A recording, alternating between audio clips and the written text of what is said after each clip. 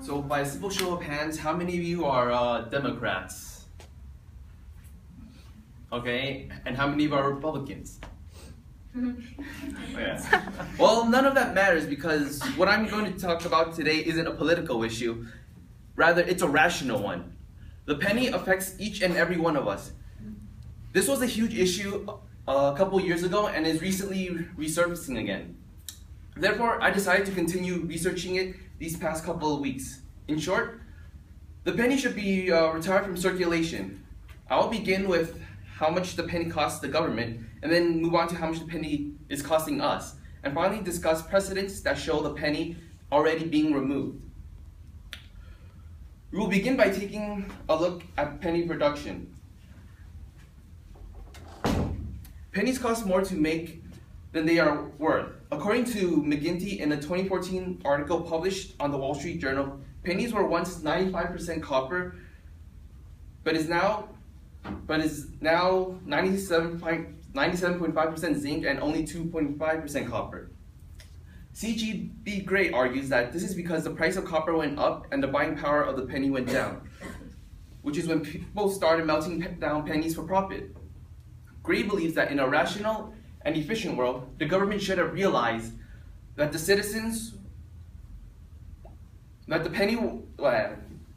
government should have realized that the pennies were no longer worth minting and happy that its citizens were removing them from circulation. But instead, they made it illegal and continue to mint them to this day. According to the 2014 annual report from the U.S. Mint, it cost 1.6 cents to make each penny, 1.8 cents last year, and 2 whole cents the year before that.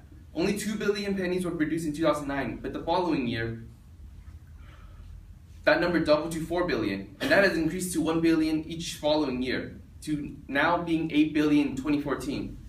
Millions of dollars are being lost producing pennies. Now you know how much the government loses because of pennies. Let's move on to how much you lose because of them. Pennies are a waste of time and the time of everyone around you. According to the May 2014 National Occupation, Employment, and Wage Estimates in the United States from the United States Bureau of Labor Statistics, the median hourly wage is $17.09. This means that for most Americans, it takes about 2 seconds to earn a penny. Therefore, if it takes you more than 2 seconds to bend down and pick up that penny, then it is not worth your time. Nor is it worth everyone else's time for you to fiddle with them at the cash register. The government pays millions to produce the pennies, only for us to lose billions in terms of productivity. Physical money is used so that day-to-day transactions are easy. A shop has things and you want to buy those things. So for example, a shop sells pies and all you have are apples. And they only accept apples, no, they only accept oranges and they won't take your apples. So the only solution for you would be to find someone to trade your apples with their oranges so you can get oranges to trade for those pies. Or maybe the shopkeeper would accept your apples but for an outrageous amount of apples. So instead of bartering, we have cash as a medium of exchange. But in order for the customer to not overpay, the cash needs to be divisible into smaller pieces. However, this does not go on forever because at some point, it becomes too small to buy anything, i.e. the penny. Unlike back then, the penny could actually buy stuff. All the places that do accept coins do not accept pennies, such as vending machines, laundry machines, toll booths, parking meters, the list goes on.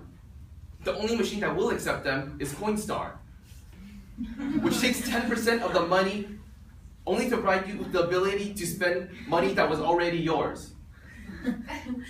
This is why pennies end up in jars, because they failed at their only job, which is to facilitate commerce, and are a little deadweight on every cash transaction. With that, we now know the penny only hurts the government. Wait, what? Not only hurts the government, but they hurt us and they hurt the economy. Let's take a look at some examples of pennies not being used.